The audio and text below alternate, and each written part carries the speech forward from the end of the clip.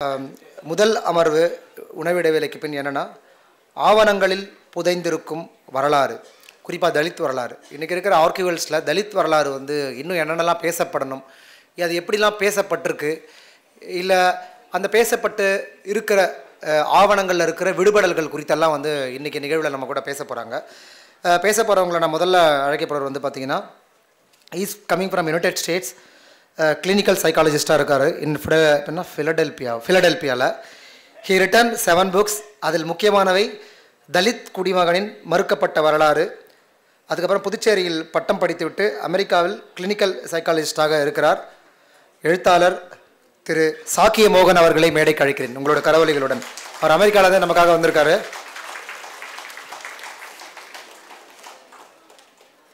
நன்றி.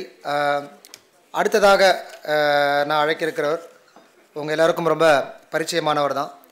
நவீன இலக்கியத்தில் மெட்ராஸ் மக்களின் வாழ்க்கை, கொண்டாட்டத்தை ஆகியவற்றை பதிவு செய்து வருபவர். கருப்பர் நகரத்தின் வரலாற்றை, கருப்பர் நகரம், சட்டைக்காரி, ஒற்றைப்பல், மரப்பாலம் உள்ளிட்ட நூல்களை எழுதிய அண்ணன் கரண் கார்கே அவர்களை மேடைக்கு அழைக்கிறேன். நன்றி. அடுத்ததாக தமிழகத்தின் மிக முக்கியமான ஒரு ஆய்வு முறை எழுத்தாளர் இவர். சாதியின் இயங்குமுறை, அது மாறி வந்திருக்கிற விதம் குறித்து மிக தீவிரமான ஆய்வுகளை முன்னெடுத்து வருபவர்.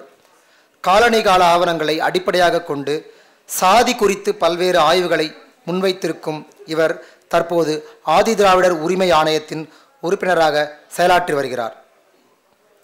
எழுத்தாளர் ஆய்வாளர் ரகுபதி அவர்களை மேடைக்கு அழைக்கிறேன்.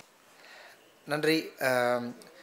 நம்மளுடைய நிகழ்வில் முதலாவதாக பேசுவதற்கு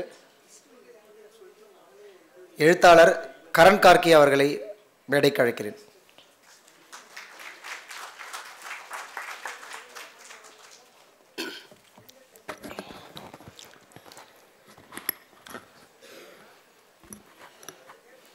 அனைவருக்கும் வணக்கம்.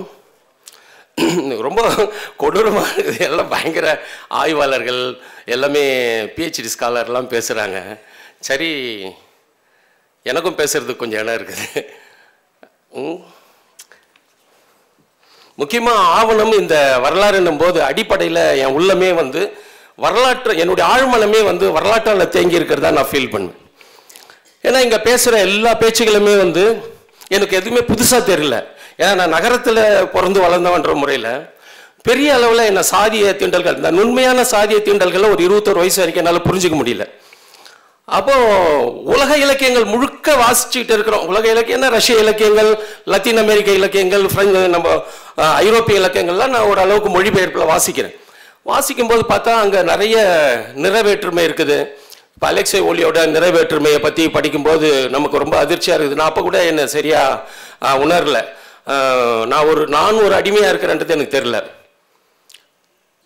ரஷ்ய இலக்கியங்கள் படிக்கும்போது அங்கே இருக்கிற வர்க்க பார்வை தான் எனக்கு ஒரு இதெல்லாமே ஒரு மாதிரி படிமங்களாக இருக்குது. இப்போ என்னோட நிலத்தை நான் உற்று பார்க்கும்போது பார்த்தாக்கா எனக்கு ஒன்றுலேருந்து நான் ஆரம்பிக்கணும்னு நினைக்கிறேன். நான் துண்டாக ஓடிடுவேன் எப்பவுமே, ஒரு நான்-லீனியராக ஓடுற ஆள் நான். பேசிக்காக என்னுடைய எல்லா படைப்புகளுமே, குறிப்பாக இந்த வருகிறார்கள் என்ற நாவலும் ஒற்றைப்பல் என்ற நாவலை தவிர்த்து மற்றது எல்லாமே வரலாற்றின் மீதான புனைவு தான். எல்லாமே ஆவணங்களின் அடிப்படையில் நான் கொஞ்சம் ஆவணங்கள் எடுத்து அதை லிட்ரேச்சர் ஆக்கிறதுக்கு முயற்சி பண்ணுவேன். ஒரு வரலாறை இல்லை ஒரு ஆவணத்தை நீங்கள் இலக்கியமாக்குறதுனுடைய அபாயகரமான செயல் ஒன்று இருக்குது. அது என்னன்னா ஒரு விதமான கட்டுரை தன்மைக்கு போயிடும். நானும் வந்து மகத்தான மேதைகளின் மகத்தானவர்களாக இருக்கக்கூடிய சிங்கிஸ் ஐத்மாத்தவ், அலெக்சாண்டர் குப்ரின், அலெக்சாண்டர் புஷ்கின், சிங்கிஸ் ஐத்மாத்தவ், இவங்களுடைய படைப்புகளை ஒரு 20-22 வயசில் வாட்சி நான் ஒரு விதமாக ட்ரெயின் ஆனவன். அப்போ அவங்களோட அழகியல் இங்கே எனக்கு பார்த்தாக்கா இங்கே பிறகுன்ற ஒரு நாவல் தான் எனக்கு என்னோட ரிலேட்டட் ஆகிற ஒரு இலக்கியமாக இருந்தது. அப்போது நான் இருக்கிற சூழலே ரொம்ப காரஞ்சாரமான ஒரு இடம். என்னென்னா என் மேலே வந்து சாம்பல் கொட்டிக்கிட்டே இருக்கும். 5 மணிக்கு மேலே எங்கள் வீட்டுக்குள்ளே யாருன்னா வந்தாங்கன்னா அவன் பேசுகிற சொல் எனக்கு கேட்கவே கேட்காது. ஏன்னா பக்கத்தில் அந்த அனல் மின் நிலையம். என் வீட்டில் பல்பு கிடையாது. ஆனால் நான் சொல்கிறது 80s. அப்போது இது எல்லாம் ஒரு குழப்பமான ஒரு வாசிப்பு, இந்த உலகத்தை பார்க்கறது அப்படின்னும் போது என்னன்னு நான் ஒரு விதமாக கன்ஃபியூஸ் ஆயிடுவேன். இப்போ வரலாறு இப்போ எனக்கு கொடுத்துருக்கிற தலைப்படி வரலாறுன்னு பார்த்தா மெட்ராஸ்ன்றதே வந்து இங்கே நிறைய புரிதலுக்கு இல்லாமலே நிறைய படைப்புகள் வருது. இப்போ என்னுடைய சகாவான தமிழ் பிரபா கொஞ்சம் ரிலேட்டடாக எழுதுகிற அவருக்கு எனக்கு ரொம்ப ஒத்துப்போவோம். ஏன்னா அவர் எனக்கு இருக்கிற ஒரு இடது பக்கத்தில் இருக்கிற ஒரு ஒரு ஒரு 2 கிலோமீட்டர் தூரத்தில் இருக்கிற ஒரு படைப்பு எழுதுறாரு, ரொம்ப நெருக்கமாக இருக்கும்.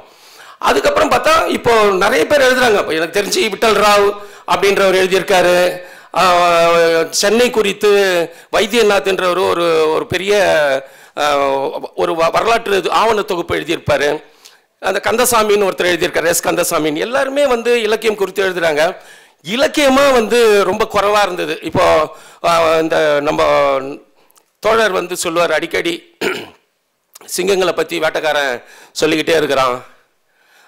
அப்போ சிங்கங்க பாரு, நான் வேட்டையை காட்டுக்குள்ளே போனாக்கா, இது நான் சொல்கிறது புனைவு, எப்போ வந்து சிங்கங்கையில் பேனா வர வரைக்கும் தான் வேட்டைக்காரனுடைய ஆட்டம். அது மாதிரி வேட்டைக்காரர் எழுதினுக்கிறார், நான் காட்டுக்குள்ளே போனாலே சிங்கம் பாரு மூச்சா போயிடுது, என்னை பார்த்து நடுங்கி மரத்தில் ஏறி ஓடிடுதுன்றலாம் எழுதின்னு இருக்கிறான். இப்போ சிங்கங்கள் கையில் வந்து பேனா வரும்போது தான் இப்போ வேட்டைக்காரனோட லட்சணம் என்னன்றதை வந்து சிங்கம் எழுத முடியுது. இப்போ அந்த மாதிரியான சூழலுக்கெல்லாம் வர்றதுக்கு முன்னாடி என் நகரத்தை நான் பார்க்குறேன். எனக்கு இவ்வளோ வாசிக்கிறோம், என்னால் எழுதவே முடியலையேன்னு ஒரு கவலை இருந்துக்கிட்டே இருக்கும். எங்கேருந்து தான் எங்கேருந்து துவங்கிறதுன்னு எனக்கு புரியவே இல்லை. ஒரு 4000 பக்கங்களுக்கு மேலே நான் எழுதி கிழிச்சு போகிறேன். 10 நோட்டு 350 பக்கம் நோட்டு வச்சுட்டு இருந்தேன் நான். எப்போ நான் ஒரு 20 வயசுலேருந்து எழுதின்னு இருக்கிறேன். அப்போது 2000 தான் என்னோட முதல் நாவல் எழுதுறேன். அதை வெளியிடுறதுக்கு ஒரு 10 வருஷம் ஆகுதுன்னு வைங்க. அப்போ அந்த 10 வருஷத்துக்குள்ளே நான் எழுதின ஒரு 15 350 பக்கம் நோட்டில் இந்த வெள்ளத்தில் தான் ஒரு 10 நோட்டு தண்ணிக்குள்ளே மூழ்கிச்சு. கவிதைகள்லாம் கிழிச்சு போட்டேன். எனக்கு கவிதை வராது, ஏன்னா அது கொஞ்சம் ரொம்ப நுட்பமான மேட்ரு, நம்ம கொஞ்சம் ஃபாஸ்ட்டாக ஓடக்கூடிய, அதனால உரைநடை பெட்டராக இருக்கும். உரைநடையே எங்கே ஆரம்பிக்கிறதுனே தெரியாது. இதோட அவன் வந்து மக்சிம் கார்கி இப்படி எழுதுறாரு, சிங்கி சைத்மாத்தா ஒரு 86 பக்கத்தில் முதல் ஆசிரியர் ஒன்று அடிச்சு நொறுக்கிடுவார். சாகடிக்கிற கண்ணீர் வரும் நமக்கு. சரி என்ன இப்படி இருக்கிறாங்க அப்படின்னு சொல்லிட்டு. ஆனால் நான் எழுதுறேன் எனக்கு எங்கன்னே ரூட்டே கிடைக்கல. அப்போ நான் நகரத்தை சுற்றுவேன், நல்லா குறுக்க நடுக்கம் சுற்றிக்கிட்டே இருப்பேன். சரி இந்த நகரன்றதான் என்ன அப்படின்னா, எனக்கு ஒரு முறை என்னை எரிச்சல் ஊட்டுற மாதிரி ஒருத்தர் சொன்னார். எரிச்சல் ஊட்டல, அது ஒரு கவன ஈர்ப்பு தீர்மானம் தான். நான் வில்லிவாக்கத்துக்கு என்னுடைய உறவினர் வீட்டுக்கு போயிருந்தாக்கா, அண்ணன் எங்கம்மானாக்கா, அண்ணன் வந்து மெட்ராஸ் போய்க்கிறான்றாங்க. மெட்ராஸுக்கு போய்க்கிறாரு, அது வில்லிவாக்கமாக மெட்ராஸ் தானே. அதே போல் தான் ஒரு புற மூலக்கடைக்கு போகிறேன். மூலக்கடையிலையும் எங்கே போயினா வந்து இப்போ மெட்ராஸ் போயிருப்பான். என்னடா இது, அப்போ மெட்ராஸ்ன்றது எது தாண்டா அப்படின்னு சொல்லிட்டு எனக்கு ஒரு குழப்பம் வந்து தேடும்போது பார்த்தா, அடிப்படையில் மெட்ராஸ்ன்றது வெறுமனே ஓப்பனிங் பீரியடில் சேஞ்ச் ஆச்சு கோட்டை மட்டும்தான் மெட்ராஸ். மெட்ராஸுக்கு பக்கத்தில் இருக்கிற மெட்ராஸில் பக்கம் அக்கெல்லாம் கிடையவே கிடையாது. அவன் ஒரு மேப் ஒன்று போடுறான். அந்த மேப்பில் என்னன்னாக்கா, இப்போ இருக்கிற ஹைகோர்ட், அந்த ஹைகோர்ட்டும் சாந்தோம் சர்ச்சுக்கும் முன்னாடி இருக்கிற ஒரு இப்போ வார் மெமோரியல் ஹால், அது எதிரில் ஒரு சின்ன குப்பை இருக்கும் இப்போ அது. அப்புறம் கோட்டைக்கு பின்னாடி இருக்கிற ஏலாப்பூர் ஏரி, இதுதான் வந்து சென்னை ஃபர்ஸ்ட் மேப். அதுதான், அதுபோல் தான் மெட்ராஸ். அப்போ அந்த மெட்ராஸ்ன்றது ஒயிட் பீப்புளோட ஒரு நகரம். இப்போ அந்த நகரத்துக்கு உதவி பண்ணுறதுக்கு கருப்பர்கள் வந்து, இப்போ ஹைகோர்ட் இருக்குது இல்லையா, அந்த ஹைகோர்ட்டுக்கு கீழே தான் அந்த கருப்பர் நகரம் இருக்குது. அந்த கருப்பர் நகரத்தோட வரலாறே ரொம்ப ஆச்சரியமானது. ஒரு 118 குடியிருப்புகள் இருக்கிற வெள்ளையர்களுக்கு ஏறக்குறைய ஒரு 2000 மக்களில் ஒரு 500 குடும்பங்கள் இருக்கிற கருப்பர் நகரம் உருவாகுது. அவங்களுக்கு சேவை செய்யுது, குதிரை ஓட்டுறதுக்கு, குதிரை ஆடு அடிக்கிறதுக்கு, கோச்சு வண்டி ஓட்டுறதுக்கு, அவனுக்கு துணி செலவு பண்ணுறதுக்கு, சல்யூட் அடிக்கிறதுக்கு, எல்லாத்துக்கும் அவனுக்கு இங்கே ஒரு கருப்பர் நகரம் உருவாகுது. அப்போ இந்த கருப்பர் நகரத்தை பற்றி பார்த்தாக்கா, அதுதான் ஃபஸ்ட்டு கருப்பர் நகரம். ஹைகோர்ட்டுக்கு கீழே இருக்குது. இப்போ அந்த கருப்பர் நகரத்தோட ஒரு கல்லறை, வெள்ளையர்களோட ஒரு கல்லறை ஒன்று இருக்குது. இப்போ அந்த கருப்பர் நகரம்னா இல்லை. அப்போ தான் நான் கருப்பர் நகரம் வந்து நான் எழுதும்போது பார்த்தா, நான் எழுதின என்னோட படைப்பில் நான் எழுதின அந்த லாங்ஸ் கார்டன், இன்னைக்கு இருக்கிற அந்த ஜெகநாதபுரம்ன்றதெல்லாம் இல்லை. இப்போ எல்லாமே துரத்தப்பட்டாங்க, அங்கே எந்த மக்களுமே கிடையாது. அப்போ இதே தான் வந்து 1750களில் பிரெஞ்சுக்காரர்கள் வந்து கோட்டையை பிடிக்க வராங்க. கோட்டையை பிடிக்க வந்தாக்கா ஒரு முறை பிரெஞ்சுக்காரர்கள் வந்து செஞ்சார்ஜ் கோட்டையை பிடிச்சிடுறாங்க. செகண்ட் டைம் வரும்போது ஒரு முறை இவங்க வெள்ளையர்கள் துரத்திடுறாங்க. செகண்ட் டைம் ஒரு முறை வராங்க. வரும்போது பார்த்தாக்கா வெள்ளையர்களை கிழக்கிந்திய கம்பெனிக்காரர்கள் ஒரு முடிவு எடுக்கிறாங்க. என்னன்னா, நம்மளால இவனுங்களை அடிக்க முடியாது, இவனை அடிக்கிறதுக்கு பலசாலியான வேற ஆள் வேணும். அப்போ அந்த பலசாலியான வேற ஒரு ஆள் யாருனாக்கா இந்த கருப்பர் நகரத்தில் இருக்கக்கூடிய பறையர்கள் தான். அப்போ அந்த பறையர்கள் ரெஜிமெண்ட்டுன்னு ஒன்று ஸ்டார்ட் பண்ணுறாங்க. அந்த பறையர்கள் ரெஜிமெண்ட் தான் வந்து பிரெஞ்சுக்காரர்களை திரும்பவும் துரத்தி அடிக்கிறாங்க. துரத்தி அடித்த உடனே என்னடா இவ்வளோ மகத்தான வேலைகளை செஞ்சிட்டாங்களே, உனக்கு ஒரு பெரிய பரிசு தரணும் அப்படின்னு சொல்லிட்டு இவங்க வந்து பிரிட்டிஷ் கவர்மெண்ட்டு கேட்குறாங்க. அவங்க மக்களுக்கு ஒரு பரிசு தரணுமே. இப்போ பிரெஞ்சுக்காரர்கள் அடிக்கடி படையெடுக்கிறாங்க. இந்த செகண்ட் டைம் வரும்போது இந்த பறையர்கள் ரெஜிமெண்ட் வந்து அடித்து துரைச்சிடுச்சு. அவ்வளோ மாவீரர்களாக இருக்கிறாங்க. என்ன பண்ணலாம், அவங்களுக்கு ஒரு பரிசு தரணும்னாக்கா அந்த கருப்பர் நகரத்தை அடித்து நிர்மூலமாக சொல்கிறான். அதுதான் அவங்களுக்கு கிடைச்ச பரிசு.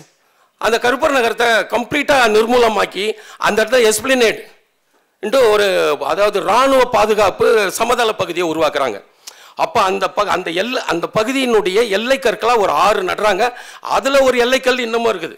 1774 நடுற எஸ்பிளினேட் கல் இப்போ அந்த பாரிஸ் கார்னரில் இருக்குது. செகண்ட் பீச் லைன் அந்த கார்னரில் இருக்கும். அப்போ இதுதான் நம்ம வரலாறு இன்னைக்கு வரைக்கும். இப்போ இது என்னோட கனெக்ட் பண்ணி பார்த்தேன் நான், என்னடா இது அப்படின்னு சொல்லிட்டு. இப்போ வரலாறுன்னு பார்க்கும்போது வரலாறு எனக்கு நான் ஒன்று நினைப்பேன் எப்பவுமே. வரலாற்றில் பார்க்கும்போது ஒரு தலித்தை பொறுத்த வரைக்கும் வெள்ளையர்கள் இந்த பூமிக்கு வந்தது, இந்திய பூமிக்கு வந்தது தலித்தை பொறுத்த வரைக்கும் காலம் தந்த கொடைன்னு சொல்லுவேன் உறுதியா நான். அதுக்கு ஒரு முக்கியமான காரணம் என்னன்னா,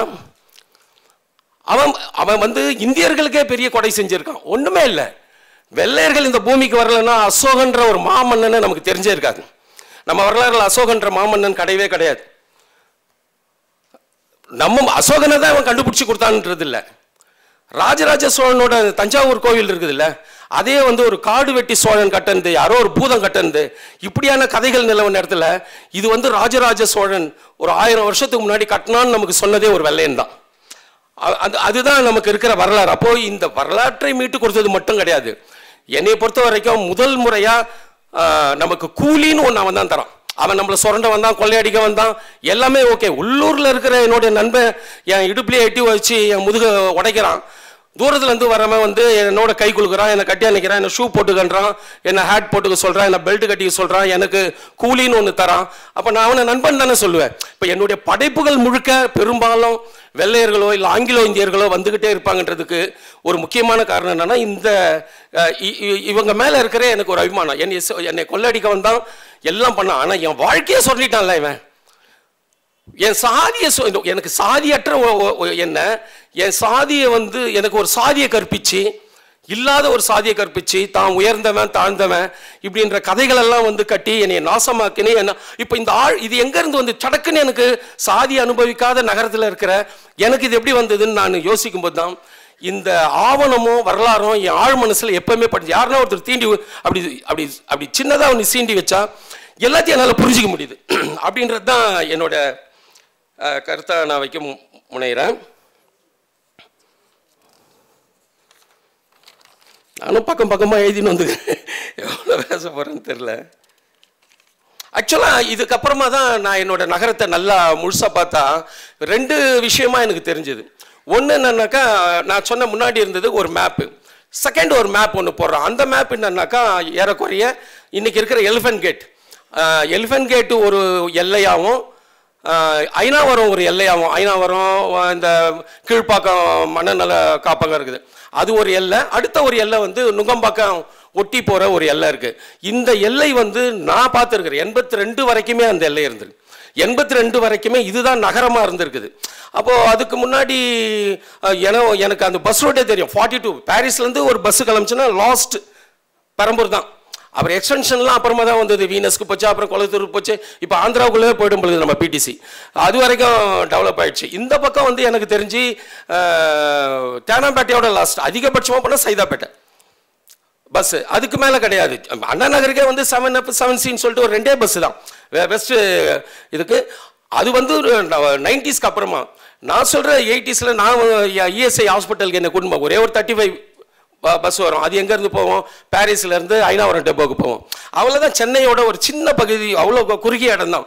இன்றைக்கி அது செங்கல்பட்டாவும் மீஞ்சூர் எல்லையாகவும் அரக்கோணம் வரைக்கும் போவோம்னு நினைக்கிறேன். திருவள்ளூரை தாண்டுது, அரக்கோணம் போவோம். இப்போ இவ்வளோ பெரிய எல்லையே இதுக்குள்ளே இருக்கிற வரலாற்றை ஏறக்குறைய அந்த வரலாறுன்னு பார்த்தாக்கா ஒரு 380 ஆண்டுகால வரலாற்றையும் நம்ம ஒடுக்கப்பட்ட மக்களோட இணைச்சி பேசுறதுக்கான எல்லா விதமான ஆவணங்களும் வரலாற்று சம்பவங்களும் எனக்கு தெரிஞ்சு இப்போ யாருன்னா பார்க்க முடியுமா? அந்த சிவப்பு நிற கட்டடங்கள், இப்போ சில வீதிகள் எல்லாமே இந்த ஒரு இதில் நான் ஒரு வரலாற்று புக்கு ஒன்று இருக்குது. இந்த புக்கு வந்து ஒரு உரைநடை 1726 பெஞ்சமின் சூல்ட்ஸே அப்படின்னு ஒருத்தர் எழுதியிருக்காரு. இதில் வந்து என்னென்னா இந்த ஃபாதர் ஒருத்தர் எழுதியிருக்காரு. அவர் என்னென்னா வரக்கூடிய வெள்ளையர்களுக்கு இங்கே இருக்கிற ஒடுக்கப்பட்ட மக்கள், வேலை செய்யக்கூடியவங்க, குசினியில் வேலை செய்கிறவங்க, கோச் வண்டி ஓட்டுறவங்க, இவங்கெல்லாம் வந்து எப்படி உங்கள் நடந்துக்குவாங்க, அவங்கள ட்ரெயின் பண்ணுறதுக்காக அவர் எழுதின ஒரு ஆவணம், ஒரு உரைநடை பகுதி. எனக்கு தெரிஞ்சு நகரத்தை பற்றிய ஒரு பெரிய சித்திரம் இருக்குது. காலையிலேருந்து பேசணும் நம்ம தோழர்கள் சொல்லிகிட்டே இருந்தாங்க. அறிவுன்றது நமக்கு ஏதோ புதுசாக வந்துடல. வெள்ளையர்கள் வந்ததுக்கப்புறமா ஒரு நவீன தன்மையை உருவாக்குனாங்க. அதுக்கு முன்னாடி நவீன தன்மையை உருவாக்குன நிறைய கருத்துக்கள்லாம் இருந்து, மாற்று கருத்தான எதுவும் சொல்ல விரும்பல, நிறைய இருந்தது. ஆவணங்கள்லாம் பார்க்கும்போது என்ன நடக்குதுனாக்கா, அவங்க வந்ததுக்கு அப்புறமா ஒரு பக்கம் ஒரு டிசைன் பண்ணுறாங்க. எனக்கு ஒரு ஜனநாயக உரிமை இருக்குது. ஒரு கட்டடம் இருக்குதுன்னா அந்த கட்டடத்துக்குள்ளே நான் போக முடியும். இப்போ ரிப்பன் பில்டிங்னாக்கா நான் புழங்க முடியும். விக்டோரியா ஹால் இருக்குது, அதுக்குள்ளே நான் போக முடியும். எல்லாமே செயின்ட் ஜார்ஜ் கோட்டையிலேருந்து பிஎன்சி மில் இப்போ இல்லை, சூல மில், 2 மில் இருந்தது சென்னையில். எனக்கு பெரிய மில், பிரம்மாண்டமான மில், ஆசியாவிலே மிகப்பெரிய மில். சூளை மில்லை பற்றி ஒன்று சொல்லுவாங்க, பஞ்சு உள்ளே வந்ததுனாக்கா வெளியில் ட்ரெஸ்ஸு போயிடும், அந்த மாதிரியான மில் இருந்தது. அதுக்கான மின்சாரத்தை அதுவே தயாரிக்குது. என்னை சுற்றி அதெல்லாமே இருந்தது. நான் நடந்து போகிற தூரத்தில் அந்த விஷயங்கள் எல்லாமே இருந்தது. இப்போ எதுவுமே இல்லை. நான் சொல்கிறது எந்த விஷயமும் இல்லை. சூளை மில் இல்லை, பிஎன்சி மில் இல்லை. அப்புறம் இப்போ எல்லாமே மராமத்தில் இருக்குது. நான் சொல்கிறேன் விக்டோரியா ஹால்லாம் வந்து ஒரு இப்போ நான் இங்கே பேசுகிறது சாதாரணமாக ஏதாவது ஒன்று பேசணுன்னா அது கடைசியில் இருக்கிற ஒரு மைக்கெலாம் இல்லாதக்கு அந்த மாதிரி சவுண்ட் ப்ரூஃப் சிஸ்டமாக அவங்க கட்டடத்தையே அப்படி கட்டியிருக்கிறாங்க. இது எல்லாமே வெள்ளையர்கள் வந்து அவனுக்காக கட்டலை, ஒரு பொதுமக்கள் பப்ளிக் ஹால் அவங்க அதை கட்டுறாங்க. அதை கட்டந்து தமிழ் இங்கே இருக்கிற ஆட்கள் தான் இங்கே விக்டோரியா ராணிக்கான 50வது ஆண்டு நினைவுக்காக அதை கட்டுறாங்க. ஆனாலும் நான் ஒரு கோவிலுக்குள்ளே என்னால் போக முடியாது. நான் அப்படி புரிஞ்சுக்கிறேன் இந்த ஆவணங்களையும் வரலாற்றையும். நான் எப்படி புரிஞ்சுப்பேன்னா, இவ்வளோ பெரிய கட்டடங்கள் இருக்குது, இவ்வளோ பெரிய அரண்மனைகள் இருக்குது. அப்புறம் எனக்கு இன்னொரு கேள்வி வரும், வரலாற்றின் படி ஏன்டா கோயிலுக்கெல்லாம் இவ்வளோ பெரிய கட்டடம், 1000 வருஷம் கட்டடம், ஏன் ஒரு ராஜா கூட வீடே இல்லை? இது அரண்மனைன்னு ஒன்று கூட இங்கே கிடையாது, எல்லாம் சிதைஞ்ச நிலையில் இருக்கும். வேலூர் கோட்டை பார்த்தா சிதைஞ்சிருக்கும். என்னென்னா கடவுளை விட ராஜா ரொம்ப மட்டம் சின்னவன். இப்போ நான் ஒரு எழுதுறவனா எப்படி புரிஞ்சுப்பேன், என்ன ஒரு சமூகம் தத்துவம் செத்து போன சமூகன்ற நோக்கத்துக்கு நான் வந்துட்டேன். இது தத்துவம் செழித்த ஒரு சமூகம்னு சொல்லுவாங்க. என்னைய பொறுத்த வரைக்கும் நான் என்ன சொல்லுவேன்னா, தத்துவமற்ற தத்துவங்களை எல்லாம் உளறல்களெல்லாம் தத்துவம் நினச்சிக்கிட்டு இருக்கிற ஒரு சமூகத்தில் நான் வாழ்ந்துட்டு இருக்கேன். இப்போ இந்த தத்துவமற்ற சமூகத்தில் தத்துவமாக இருக்கக்கூடிய ஒரு விஷயம் யாருன்னா ஒடுக்கப்பட்ட மனிதன் நான் சொல்லுவேன். ஏன்னா அவன் தான் வந்து 2000 வருஷமாக கடுமையான எதிரிகள், பல ஆயுதங்களோட உறுதியாக நிற்கிறவனுக்கு எதிராக போராடிக்கிட்டே இருக்கிறான். காதலிக்காத நான் காதலிச்சுக்கிட்டே இருக்கிறான். என்னை எதிர்த்து பேசாதனா எதிர்த்து பேசிக்கிட்டே இருக்கிறான். ஆனால் இவன் எதிர்த்து பேசாதவன், இவன் மௌனமாக இருக்கிறவன், இவன் மடங்கி போகிறவன் அப்படிலாம் சொன்னான். மெட்ராஸ்ன்றதே என்னன்னாக்கா அடிக்கிறதுக்காக அடிச்சுட்டு எல்லாம். எங்கள் தாத்தாவை சொல்லுவாங்க, ஏன் நீ நான் நகரத்துலேருந்து கிராமத்துலேருந்து நகரத்துக்கு வந்தார், நான் எழுதிக்கிட்டே இருக்கிறேன், எதுவுமே எனக்கு செட் ஆகலை. அப்போ என்ன தாண்டா எழுதுறதுன்னு நான் அங்கே தான் அது துவங்குச்சு அப்படின்னு நினைக்கிறேன். என்ன எழுதிக்கிட்டே இருக்கிறோம், ஒரு ப்ராப்பராக ஒரு மெட்டீரியல் இல்லையே, எல்லாத்தையும் கிழிச்சு போட்டு யோசித்தேன். அந்த நேரம் நான் வெறுமையாக இருக்கும்போது என் கையில் ஒரு பைபிள் இருந்தது. அது வந்து புதிய ஏற்பாடு பழைய ஏற்பாடு ரெண்டும் சேர்த்து கோல்டு விளிம்பெல்லாம் போட்டு என்னை வந்து நீ நல்லா பேசுகிற, நீ வந்து ஃபாஸ்டர் ஆகிடு, உனக்கு நான் சம்பளம் தரேன்ட்டு ஒரு டீம் என்ன அன்றைக்கினே இருந்து என் கையில் இருந்த புக்கெல்லாம் தூக்கி போய் கோவத்தில் போட்டானுங்களா எங்கே போட்டானுங்கன்னு தெரில. அங்கே நிறைய புக்ஸ் இருந்து அப்போ நான் என்னுடைய துணி வைக்கிற அறையிலேயே என்னுடைய புக்ஸுங்களை வச்சுருந்தேன். அதெல்லாம் ஒருத்தன் வருவான், அவன் இப்போ அமெரிக்காவில் போய் இருக்கிறாரு. அவர் என்ன பண்ணுவார், என்ன நீ இதெல்லாம் படிச்சுன்னுக்கிற அப்படின்ட்டு என் கையில் 4 புக், சரி ஏதோ படித்து கற்றுக்க போகிறான் போல இதுன்னு கொடுத்தேன் நான். அவன் எனக்கு ஒரு பைபிள் கொடுத்துட்டு போனான், இதை நீ படினா கொஞ்சம் நல்லா தான் இருந்துச்சு. நான் கிறிஸ்டின் ஹாஸ்டலில் படித்தவன் தான், அதனால் எனக்கு பைபிள் பற்றி முழுமையான்றது ஒன்று நான் நல்லா வாசிச்சிருக்கிறேன். 100 மார்க் எடுப்பேன், மற்றதுலாம் 0 எடுத்தாலும் அதில் 100 மார்க் எடுப்பேன். ஏன்னா கதை அந்த மாதிரி ஒன்று என் கையில் இருந்தது. அப்போ என்னை பார்க்க ஒரு நண்பன் வந்திருந்தான், என் கையில் ஒரு நண்பன் வந்தான். அவன் சொன்னான், ஏன் நண்பா நீ வந்து உனக்கு வந்து அம்பேத்கர் பிடிக்குமா? நான் அவரை படிக்கணும்னு நினைக்கிறேன்னா. அவன் வந்து தனஞ்செய்கீர், அதாவது அவன் தனஞ்செய்கீரை பற்றி நிறைய விமர்சனங்கள் இருக்குது. எனக்கு அது பட்சம் நான் என்ன பரவ மாதிரி எது நல்லதோ அதை மட்டும் தூக்கிப்பேன். எவ்வளோ மோசமான மத்தியில் இருந்தான். ஆனால் அவன் சொல்ல வேண்டியதெல்லாம் சொல்லிட்டு தான் சைடில் நம்ம ஆசான்கள் மாதிரி கொஞ்சம் கொஞ்சம் திணிச்சு விடுவானுங்க. பட் நமக்கு அது பிரச்சனை இல்லை, எனக்கு எது வேணுமோ நான் அதை எடுத்துப்பேன். அதனால் புரட்சியாளர் அம்பேத்கரை எப்படி பார்க்கணுமோ அப்படி பார்க்க எனக்கு ஏற்கனவே பழகியிருந்தேன். இப்போ அந்த புக்கை நான் வந்து இவனுக்கு பைபிளை கொடுத்துட்டு நான் இந்த புக்கை வாங்கிட்டேன். அது வாட்சேன், அது வந்து ஆணைமுத்து மொழிபெயர்ப்புன்னு அவருங்க போட்டாங்க. ஒரு சரி சரி பொது உடைமை கழகம் நான் அது நான் வாட்சிட்ட உடனே நான் வந்து கொஞ்சம் ஏதோ கட்டை போட்டு காங்கிரீட் போட்ட மாதிரி ஆகிட்டேன். கிரிப்பாக நின்றுங்கண்ணா அப்படி. ஏன்னா இவ்வளோ நாள் கொஞ்சம் லூஸாக எப்படி ஆடினேன். மக்சிம் கார்கி என்னோட ஆசான்னு சொல்லிக்கிறேன், பேர்லாம் மாற்றிட்டேன். ஆனால் ஒரு சிறுகதை கூட எழுத முடியலையே. சிங்கி சைஸ் குல்சாரியை தலையிலே வச்சுன்னு தூங்குறேன். துய்சேனை நினச்சிங்கன்னா அந்த அடிலைடாக நினச்சிங்கன்னா நம்ம அவ்வளோ கண்ணீர் விட்டாள் வரும். ஏன் ஒரு ப்ராப்பராக ஒரு மெட்டீரியல் கொடுக்க முடியல. புரட்சியாளர் அம்பேத்கரை வாட்ச உடனே நான் டிசைன் ஆகிட்டான் அப்படி. அதுக்கப்புறமா நீ கற்பனை பண்ணிலாம் எழுதின்னு இருக்காத, முன்னே எழுது. மறுபடியும் ஒரு குழப்பம், என்னடா என்ன இருக்குது. எங்கள் அம்மா அப்பா காரி தூப்பின வார்த்தைங்க தாங்க எங்கள் இல்லை. அவங்க இந்த பையன் உருப்படாது, எப்போ பாரு புக்கு படிச்சுன்னு கூட பாரு பழகிற பசங்களாம் பாரு, ஏதாவது இந்த மாரி அழகிற பசங்க எதாவது வராங்க, எங்கேயோ வரான், யார் என்ன பண்ணுறானுங்கன்னே தெரில. அவங்க எங்கள் அப்பா ஒன்று என்னை கெட்ட வார்த்தையில் ஒன்று திட்டுவார், அந்த பையன் ஏதோ கம்யூனிஸ்ட் ஆகிட்டு அம்மளுக்கு அப்படின்னாரு. அவர் தொழிற்சங்கத்தால் பாதிக்கப்பட்டவர். அவர் வந்து அவர் என்னை இப்போ வரைக்கும் திட்டுவார். அவனாண்ட பேசுனாக்கா நமக்கு பதில் தர முடியாது, ஏன்னா அவன் கம்யூனிஸ்ட்னு. ஃபஸ்ட்டில் எனக்கு கோபமாக வந்தது, இப்போ எனக்கு ரொம்ப மகிழ்ச்சியாக தான் இருக்குது. அப்போது சரி சொல்லிட்டு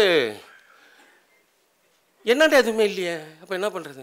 சரி எங்கள் தாத்தா ஒருத்தர் சொல்கிறாங்களே இந்த கோபால் மேஸ்திரின்னு சொல்லிட்டு, அவன் கீத்திலாம் வச்சு குடிச்சின்னு இருந்தால் தானே, அப்போ அந்த ஆள் கையில் என்ன இருக்குன்னு சொல்லிட்டு போய் பார்த்தா அங்கே தான் ஒரு விஷயம் என்னன்னாக்கா, அந்த அவர் வந்து ஒரு குடும்பம் பஞ்சம் பிழைக்கிறதுக்காக ஒருத்தர் சவுத் ஆஃப்ரிக்கா போயிடுறாங்க. ஒரு குடும்பம் சவுத் ஆஃப்ரிக்கா போயிடுது. எங்கள் தாத்தாவோட அக்கா தன்னுடைய குழந்தைகளோட மலேசியாவில் இருக்கிற பெனாங்கில் பஞ்சம் பிழைக்க போயிடுறாங்க. இவர் பார்த்தார் எனக்கு என்ன வேலைன்னு சொல்லிட்டு இவர் சென்னைக்கு வந்துட்டார். இதுதான் ஃப்ரேம். இந்த கிராஃபை வச்சுக்கிட்டு நான் விளையாடணும்னு ஆசைப்பட்டேன். அறுபடு விலங்கு அதுதான். அப்போது வரலாறு ஆவணம் புனைவுன்னா எங்கள் தாத்தா எனக்கு ஒரு வரலாறு. ஆவணம்ன்றது இந்த சமூகத்தில் என்னென்னலாம் சாதிய பிரச்சனைகள் இருக்குது, அதில் வந்து தாசி கேரக்டர் ஒன்று வரும். அதெல்லாமே வந்து ஆவணங்கள் நேரடியாக எனக்கு வரலாற்று தொடர்பு இல்லை. அதில் வந்து ஒருத்தங்க சரோஜான்னு ஒரு கேரக்டர் இருப்பாங்க, அவங்க பொண்ணு சுலோச்சனா, ஒரு கிராமம் சங்கரன்ற ஒரு படிமம், அவனை தூக்கின்னு வந்து பாரதி உருவத்தை அவனுக்கு கொடுத்துருந்தேன். பாரதி மேலே எனக்கு இப்போ நிறைய விமர்சனங்கள், ஆனால் இருந்தாலும் ஒரு மெட்டீரியலாக ஒரு வேலை செஞ்சுருக்கார். விமர்சனம் ரெண்டு மத்தளம் மாதிரி அந்த கேரக்டர்லாம், இந்த காந்தி மாதிரி. அவர் தூக்கின்னு வந்து அவரை சங்கரன் கேரக்டரில் சொல்றீங்க. இப்படி கேரக்டருங்க வந்து கடன்னு வந்து ஒரு 6 மாதத்தில் நான் முடிச்சேன்னா அந்த ஃபஸ்ட் நாவல் தான். இப்போல்லாம் பார்த்தாக்கா எல்லாத்து மேலேயும் விமர்சனம் வருது. மார்க்கோஸ் நாவலை வாச்சாலும் எனக்கு மக்சிம் கார்கே வாச்சாலே இது ஏன் இப்படி எழுதினாருன்றா, நீ விட்றா அவர் எல்லாத்து மேலேயும் விமர்சனம் வருது. ஏன் இந்த மாதிரி கிராஃப் இருக்குது, இதை நம்ம எப்படி எழுதலாம். நேற்று ஒன்றும் இல்லை, நான் இவர் நம்ம இந்திரன் தோழர் வந்து இல்லை இந்திரன் ப்ரோ நம்ம இவன் சொன்னோம், இந்த அவர் வந்து சூப்பராக எப்பவுமே வந்து குறியீடுகள் படிமம் எல்லாம் சொல்லிக்கிட்டே இருப்பார். பார்த்தேன் நம்ம ஒரு மேட்ரு ஒன்று எழுதினுக்கிறோமே, அந்த மேட்ரில் ஒரு ஊர் ஒன்று வருது, அந்த ஊரில் வேறு ஏதாவது ஒன்று பண்ணி பார்த்துலாமோ. முடிஞ்ச நாவல் அது. இப்போ ஒரு நாவல் ஒன்று கருந்துளைன்னு எழுதியிருக்கேன். அந்த நாவலில் கம்ப்ளீட்டாக முடிஞ்சிச்சு. அது ஒரு நான் 7 முறை 8 முறை எழுதுவேன் எப்போதுமே. என்னுடைய கையில் எழுதுகிற காலத்துலேயே வந்து நான் 3 முறை எழுதுவேன். அதுவே கையிலே வந்து 800 பக்கத்துக்கு வரும். 38 24 2400 பக்கம் உட்காந்து எழுதிருப்பேன். எனக்கு இதான் வேலை. நல்லா அடின்னு திட்டு விழும், கட்டை விழும், எல்லோரும் வரும், நான் போயிடுன்றேன். எனக்கு நான் என்ன பண்ணுறது, எனக்கு இது நான் செய்கிறது வேறு யாரும் செய்வாங்களா தெரியாது எனக்கு. ஏன்னா இப்போ நான் செஞ்சுட்டு இருக்கிறேன். அதனால் இவ்வளோ பிரச்சனைகள் மத்தியில் இப்போ வந்து டைப் பண்ணுறது எளிதாக இருக்குது. இப்போ கருந்தொலியை முடிச்சுட்டு எப்போவுமே ஒரு நாவல்ன்றது நான் என்னையை பொறுத்த வரைக்கும் என்ன நினைப்பேன்னா, எப்போ நாவல் முடிஞ்சிடுச்சின்னு நான் நினச்சி மூடி வைக்கிறேன் அப்போ தான் துவங்குதுன்றது தான் என்னுடைய தீர்க்கமான என்னுடைய படைப்பு நான் கண்டுபிடிச்சது. ஏன்னா இப்போ இங்கே இருக்கிறவங்க நிறைய பேர் எழுதுவாங்க வரலாற்று, அவங்க ஊரை எழுதுவாங்க, அவங்க மொழி எழுதுவாங்க, அவங்க பாதிக்கப்பட்டது எழுதுவாங்க. எப்போ நான் செய்யணும் எல்லாரும் நிறைய பேர் கேட்பாங்க, எப்படி இதை எழுதுறது, முதல்ல எழுது, கேட்காத, யாரையுமே கேட்காத. நான் ஆசான்னு கிடையாது, இப்படி எழுது அப்படி போறீங்க நகைச்சுவை போட்டாங்க. சினிமாவை கூட அப்படி செய்ய முடியாது. இப்போ ரஞ்சித்லாம் வந்து என்னென்னா ஒரு விஷயத்த சொன்ன உடனே எது தப்பு சரின்னு அந்த தீர்மானிக்கிற மாஸ்டர்ஸுங்களா ஆகிட்டாங்க எல்லாமே. முன்னாடிலாம் கதை ஓட்டுனருக்கலாம், நீங்கள் எல்லாமே ஜோக்கை வச்சே கதை ஓட்டிடலாம். இப்போலாம் அந்த சீனே நடக்காது. இப்போ வந்து மெட்டீரியல் நானே போயிட்டு அவருக்கு ஒரு கதை சொன்னேன்னா சரியில்லை நான் ஒன்றா அப்படின்றேன். இவ்வளோ 7 நாவல் 8 நாவல் அவர் கையில் போய் கதை சொன்னா நிறுத்தினா அதெல்லாம் வேணாம், எவ்வளோ நாள் வேற ஒன்று. ஐயோ, நான் அதுக்கப்புறம் அவர் எனக்கு ஒரு முறை சொல்லிட்டாரு அந்த மாதிரி. நான் ஏதோ ஒன்று சொன்னேன் அவர் கையில். சொன்னோடனே நீ நான் ஒன்று தரேன். அது நான் ஐயோ ரொம்ப வீக்காக இருக்கிறோம் போல இது, இனி அந்த பக்கமே போகக்கூடாது. இப்போ அந்த மாதிரி நீங்கள் ஒரு ஸ்ட்ராங்காக அப்படி கான்க்ரீட் மாதிரி போட்டக்கூடாது. ஒரு வரலாறோ இப்போ நம்ம எல்லாருமே என்னென்னா ஒரு சொன்ன உடனே ஒன்று புரிஞ்சுக்கிறோம். ஐயோ இவ்வளோ பேர் வந்து பேசுகிறாங்க, இவ்வளோ ஆவணங்களை பற்றி பேசுகிறாங்க, இவ்வளோ வரலாற்றை பற்றி பேசுகிறாங்க. இயல்புலேயே நம்ம மனசுக்குள்ளே இப்போ ரஞ்சித் இருக்கிறாருன்னா, ரஞ்சித் வந்து டக்குன்னு அந்த ஒரு புரட்சிகரமான படைப்புக்கு அவர் வந்துடல. அவர் மனமே அது மாதிரி தயாராக இருக்குது. அவர் அது ஏன்னா இந்த சமூகமே 2000 வருஷம் அடின்னு அடிச்சுனே இருக்கிறோம். எல்லா பக்கத்துலையும் அடிக்கிறோம். செருப்பு போடக்கூடாது, தண்ணி எடுக்கக்கூடாது, ஆனால் சுத்தமாக இருக்கணும், மாற்றி மாற்றி சொல்லுவான். பல்லு வளரக்கூடாது, பல்லு நான் வாசனை அடிக்கிறேன். எப்படா அடிக்கணும்? நான் யோசிக்க மாட்டேனடா. ஏன்னா அது கூட அதுக்காக தான் நான் வெள்ளையனுக்கு வந்து சல்யூட் பண்ணுவேன். அவன் எவ்வளோ தப்புங்க பண்ணிட்டான், என்னென்னோ பண்ணி நம்மளை டிஸ்ட்ராக்ட் பண்ணிட்டான், நோ ப்ராப்ளம். பட் என்னை பொறுத்த வரைக்கும் நான் அவனுக்கு சல்யூட் பண்ணுவேன். அவன் வந்தது வந்து என்ன இந்த மாதிரியான விஷயங்கள்லாம் பார்க்கும்போது நான் வாசுகி நம்ம சாக்கியம் எல்லாம் பாண்டிச்சேரியில் ஒரு முறை மீட் பண்ணோம். எனக்கு ஒரு வார்த்தை, வரலாற்று வார்த்தை மாதிரி. ஆக்சுவலாக அது அவ்வளோ பெரிய ஆவணங்கள்லாம் திறக்க வேண்டியதே இல்லை. நம்ம ஹாரி ஒரு முறை சொன்னார், my father was born in Madagascar. But அவர் வந்து ஒரு ஃப்ரெஞ்சு ரைட்டர். அவர் French writer, is live in Norway, ஆஸ்லோவில் இருக்கிறாரு. அவர் சொன்னார், எங்கள் அப்பா வந்து மடகாஸ்கரில் பிறந்துக்கிறாரு. அவருக்கே 57 வயசு இருக்கு, நமக்கு சொன்னவருக்கு நம்ம வயசு இருக்கல. அவர் சொல்கிறாரு, என்னடா அது அது அந்த அந்த ஒரே ஒரு வார்த்தை தான் எனக்கு ஆவணம், எனக்கு வரலாறு. நன்றி. இன்னொரு விஷயம் நான் சொல்லிடுறேன். இந்த நான் இதை டைம் இருக்கா நண்பா? ஒரே ஒரு நிமிஷம், 2 நிமிஷம் பேசுகிற பாருங்க. ஒன்றும் இல்லை, இந்த சிங்கத்து கையில் வந்து பேனா கடிச்சிச்சு. நான் எழுதுகிற வேட்டைக்காரன் எழுதிட்டு போகிறான் சிங்கங்களை பற்றி. அது மூச்சா போச்சு, என்னை பார்த்தா மரத்தில் ஏறிடுச்சு, பதுங்கிக்கிச்சு, அது கடிச்சிக்கவே மாட்டேன்னு எனக்கு சத்தியம் மனுஷெல்லாம் எழுதுறான். என் கையில் பேனா கடிச்சதுன்னா என்ன நடக்குன்னா, அவன் சொல்கிறான், சிங்கத்து கையில் பேனா கிடைக்குது. இப்போ அவங்க சொல்கிறாங்க, நான் பறச்சி நீ யார் என்று கேட்கிறது. ஒரு கவிதை, அது பெரிய கவிதை, நீங்கள் தான் புரிஞ்சுக்கணும். அவங்க நேற்றெல்லாம் பேசின்னு இருந்தாங்க. அவங்க ஓப்பனாக கேட்குறாங்க, நீ யாருன்னு கேட்டால் இப்போ சொல்ல பட்டுன்னு சொல்லுவேன் நான் பறச்சி. அதுக்கு பதில், அந்த கேள்விக்கு அதுக்கு பதில் ஒரு பின்னாடி ஒன்று, நீ யார் சொல்கிறா? அவன் தத்துவ மூஞ்சிலேருந்து பதிலே வராது. நான் சொல்கிறேன் தில்லா, நான் பறேன், உன்னால் சொல்ல முடியுமா? என்னை நீ வந்து ஒதுக்கி வச்சிருக்கல. அதே மாதிரி இன்னொரு கவிஞங்கையில் இன்னொரு சிங்கத்து கையில் பேனா கடிச்சது. அது என்ன பண்ணிடுச்சு, கடவுள்கிட்ட பீடி, ஒரு மட்டமான சரக்கு, கொஞ்சம் பீ வாலியை கொடுத்துடுச்சு. இன்னொரு சிங்கத்து கையில் பேனா கடிச்சோன்னு அது கேட்குது, மீசெல்லாம் வெறும் மயிரின்னுச்சு. எவ்வளோ முருகன மீசெல்லாம் தொங்குது. இப்போ இன்னொரு சிங்கத்து கையில் பேனா கடிச்சதுன்னா கடவுள் ஏன் வெள்ளையாகிறாருன்னு கேள்வி கேட்குது. இந்த மாதிரிலாம் பேசுறதுக்கு வாய்ப்பளிச்ச அந்த வானம் பண்பாட்டு நிகழ்வை நடத்திக்கிட்டு இருக்கிற ரஞ்சித்துக்கு வந்து நான் நன்றி சொல்ல மாட்டேன், வரலாறு அவருக்கு நன்றி சொல்லும், வரலாறு அவருக்கு வாழ்த்து தெரிவிக்கும். நன்றி. நன்றி. மிக அற்புதமான உரையாற்றினார் கருப்பர் நகரத்து கருஞ்சிங்கம் எங்கள் அண்ணன் கரண் கார்கி. ரொம்ப உணர்வு கொந்தளிப்பான ஒரு உரை. ஏன்னா அவர் கிட்டத்தட்ட அவருடைய நாவல்கள் அண்ணன் 7-8 நாவல்கள் கிட்ட எழுதியிருக்கிறாரு. எல்லா நாவலுமே நம்ம இன்றைக்கி இருக்கிற இந்த மெயின் ஸ்ட்ரீம் லிட்ரேச்சர்லாம் நம்ம அது கொடுக்குற முக்கியத்துவம் ஒரு பக்கம் இருந்தாலுமே, தொடர்ந்து ஒரு ஆவணங்கள்லேருந்து தன்னுடைய சொந்த வாழ்க்கையிலேருந்து இந்த சென்னையோடைய ஒரு ஒரு ஜாகிரபிக்கலை நம்ம புரிஞ்சுக்கணும் அப்படின்னா உண்மையாலுமே முக்கியமான வாசிக்க வேண்டிய ஒரு எழுத்தாளர் தான். பொதுவாகவே இப்போ நாஞ்சில் இலக்கியம் அப்படின்னு நம்ம சொன்னோன்னா அதனுடைய பல்வேறு கூறுகளை வந்து இப்போ உதாரணத்துக்கு நாஞ்சில் இலக்கியத்தில் கடல் சார்ந்து வந்து பார்த்திங்கன்னா தோப்பில் முகமது மூரான் அவர் ஒரு பக்கம் எழுதுவார். இப்போ அவங்களுடைய வயலும் சார்ந்தனா நாஞ்சில் நாடன், இப்போ இவர் இந்த பக்கம் எழுதுவார். இந்த காடு அந்த மாதிரி ஜெயமோகன் எழுதுறாரு. அப்புறம் நல்ல பேர், அவர் பேர் குமாரசெல்வா, அவர் ஒரு பக்கம் எழுதுறாரு. இப்போ ஒரு குறிப்பிட்ட நிலத்தில் அவங்களுடைய டெக்ஸ்ட் மீது நமக்கு விமர்சனம் இருக்குது. அது ஒரு விதமான ஒரு வேறு ஒரு டோனில் அது பேசினா கூட ஒரு நிலப்பரப்பை வந்து அவங்க வெவ்வேறு விதமாக புரிஞ்சு இலக்கியத்தில் பதிவு பண்ணுறாங்கல்ல. அந்த மாதிரி சென்னையை ஒரு நிலப்பரப்பாக நம்ம புரிஞ்சுக்கிறோம் அப்படின்னா அங்கே இத்தனை ரைட்டர்ஸை பற்றி நம்ம சொல்கிறோம். தமிழில் உண்மையாலுமே கரண் கார்கிங்கிற ஒரு பேரை வந்து நான் வந்து இந்த மேடையில் சொல்லுவேன். ஸோ அப்படி வந்து அவர் நிலப்பரப்பை வந்து கொண்டு வந்த ஒரு எழுத்தாளர் தான். ரொம்ப சந்தோஷம் அவர் வந்து பேசுனதில். நிகழ்வில் அடுத்தது பேச இருக்கிறவர் என்ன தலைப்பு அப்படின்னா இதே தான், ஆர்கிவல்ஸ் அண்டு நம்மக்கிட்ட இருக்கிற இந்த ஆவணங்களில் என்ன மாதிரியான ஹிஸ்டரி வந்து புதஞ்சிருக்கு, குறிப்பாக மார்ஜினலைஸ் பர்ஸ்பெக்டிவில் அப்படிங்கிறத பேசுகிறதுக்காக சாக்கிய மோகன் அவர்கள் உங்களுடைய கரவொலிகளுக்கிடையே வந்து பேச இருக்கிறார். ஐயா வாங்கய்யா.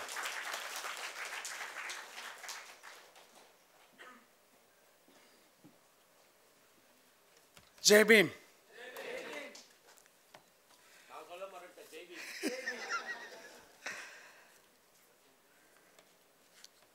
சில வரலாறு புரட்டப்படாமலேயே மறுக்கப்படுகிறது அல்லது மறைக்கப்படுகிறது. மறுக்கப்பட்ட வரலாற்றின் திறவுகோல்களாக இந்த 2 நாட்கள் எனக்கு பல திறவுகோல்கள். இங்கு கதவு சாற்றினால் ஜன்னல் திறக்கும் என்று சொல்வார்கள். ஜன்னல்கள் தான் சாற்றி கிடக்கின்றன, கதவுகள் திறந்திருக்கிறது. இங்கே சிந்தனை கதவுகளின் எல்லா தாள்களையும் உடைத்து நிற்கக்கூடிய சிந்தனை மரபுகளை இங்கு 2 நாட்களாக நான் கண்டுகளித்தேன். 15 அல்லது 16 வருடங்களுக்கு பிறகு இந்தியா வரும்போது எனக்கு மிக பெரும் ஒரு பொக்கிஷமாக அல்லது ஒரு ட்ரெஷராக எனக்கு இங்கே வேர்ச்சொல் நிகழ்ச்சி நடக்கிறது. வானம் திருவிழா, நீலம் பண்பாட்டு இயக்கம் நடத்தும் இந்த வானம் திருவிழா எனக்கு மிக பெரும் வாய்ப்பாக அமைந்திருக்கிறது. என்னுடைய சகோதரர் பா ரஞ்சித் அவர்களுக்கும், வாசுகி பாஸ்கர், தமிழ் பிரபா மற்றும் இங்கே இருக்கிற ஆர்கனைசர்ஸ் எல்லாருக்கும் என்னுடைய நன்றி. இலக்கியங்கள் பெரும்பாலும் இலக்கியங்களை குறித்தே இங்கு பேசப்பட்டது.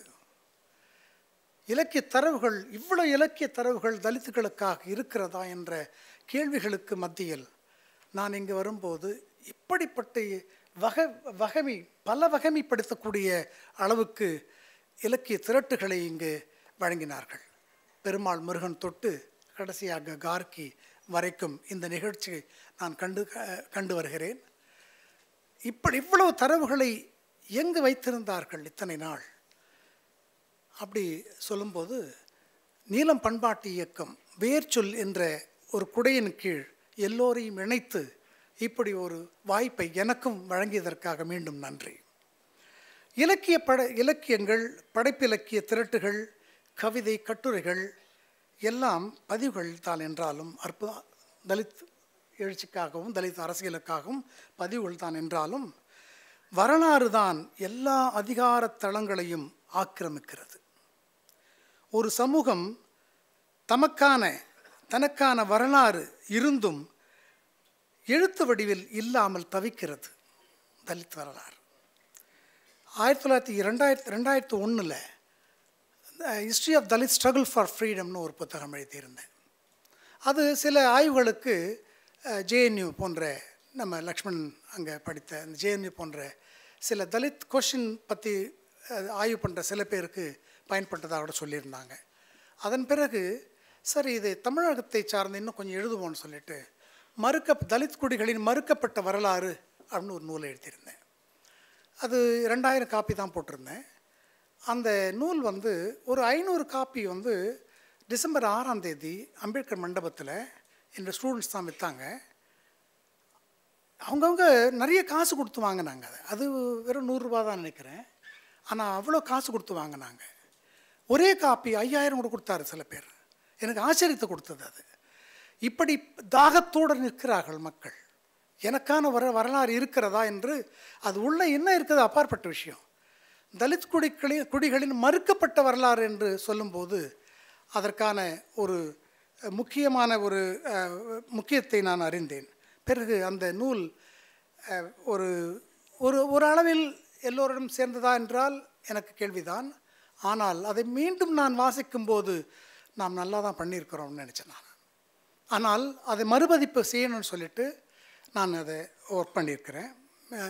நிச்சயமாக சீக்கிரம் நீலம் பண்பாட்டு இயக்கத்துக்காகவே அது வரும் நான் நினைக்கிறேன். நீலம் பப்ளிகேஷன்ஸ்க்கு வரும்னு நினைக்கிறேன்.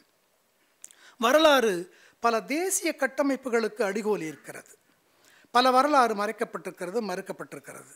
ஒரு சமூகத்தின் விடுதலைக்கும் அச்சமூகத்தின் வரலாற்றுக்கும் மிக அவசியமான தொடர்பு இருக்கிறது என்று நம்புகிறேன். தலித் வரலாறு மீட்சி பெறும் காலம் இதுவே அடையாளம். இலக்கியங்கள் மட்டுமே நமக்கு போதாது, வரலாற்றை எழுதும் எழுத்தாளர்கள் நமக்கு வேண்டும். அதுதான் இந்த உரையினுடைய முக்கியத்துவம். எனக்கு தெரிந்து இந்த உரையினுடைய முக்கியத்துவமே அதுதான் நான் நினைக்கிறேன்.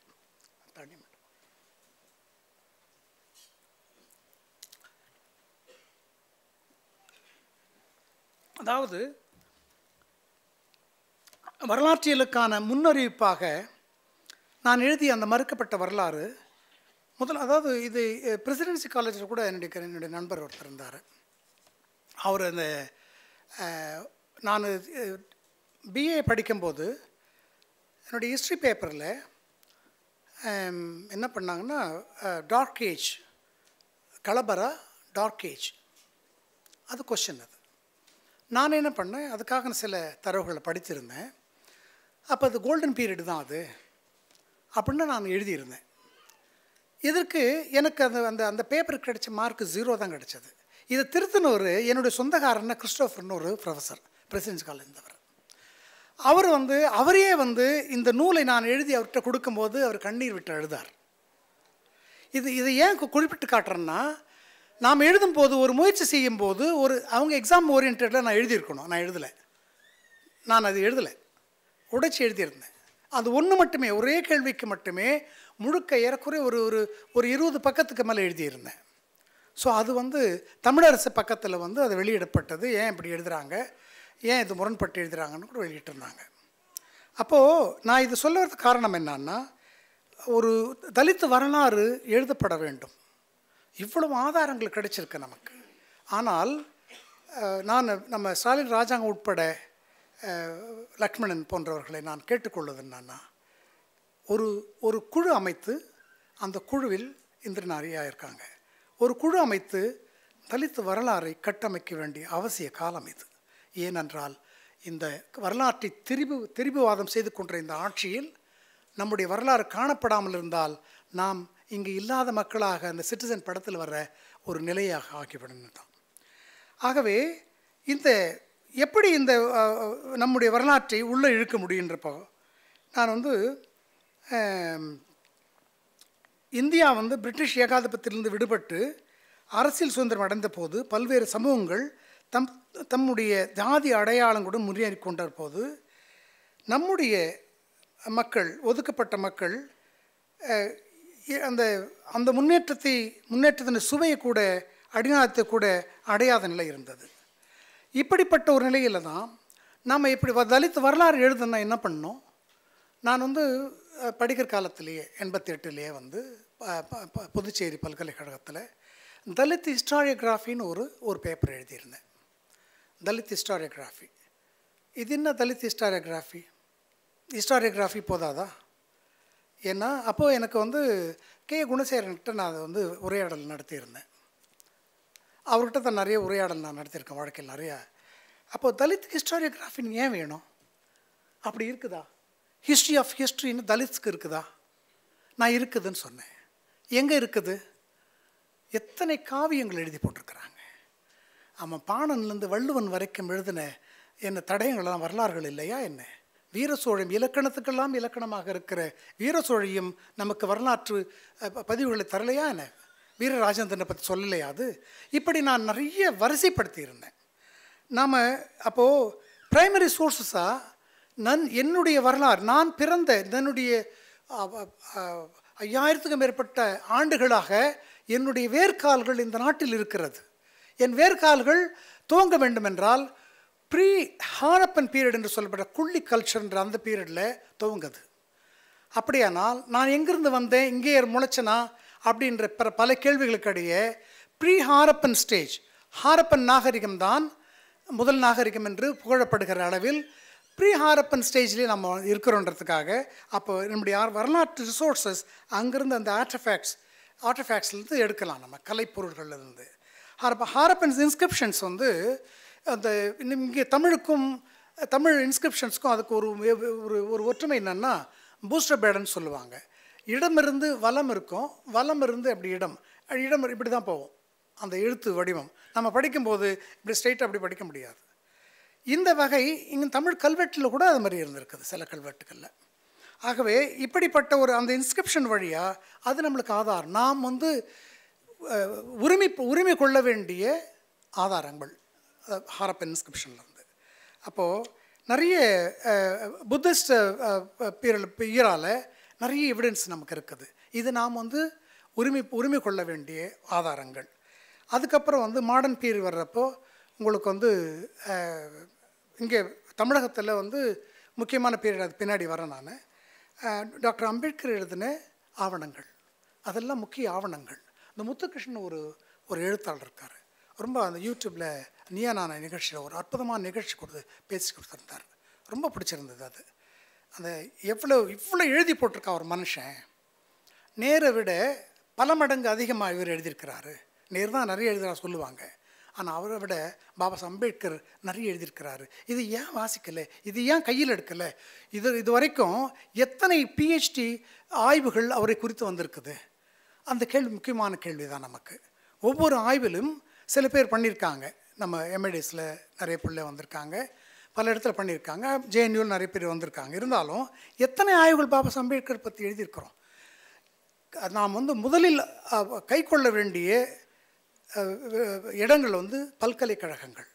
அந்த இடத்துல தான் நாம் வந்து முத்திரை பதிக்க வேண்டும். அந்த இடத்துல சொல்கிறேன். அதுக்கப்புறம் நம்ம தமிழ்நாட்டை பொறுத்தவரைக்கும் பண்டிட் அயோத்திதாசர். அதுக்கு முன்னாடி புதுச்சேரியில் நான் பேச வேண்டிய ஒரு நேரம் இல்லைங்க. பொன்னுத்தம்பி பிள்ளை, அவர் அயோத்திதாஸுக்கு முன்னாடியே வந்து பல பேரை வந்து மதமாற்றம் செய்துக்கிட்டு தன்னை வந்து யூரோப்பியன் லிஸ்ட்டில் கொண்டு வராங்க. அப்போ வந்து அன்டச்சபிள்ஸ்க்கு அந்த சென்சஸில் இடமே இல்லாத போது அவர் வந்து பொன்னுத்தம்பி பிள்ளையால் தான் யூரோப்பியன் லிஸ்ட்டு பிராமணிக் லிஸ்ட், பிராமணிக்குன்னு தான் சொல்லுவாங்க அங்கே இருக்கிற இந்துஸை.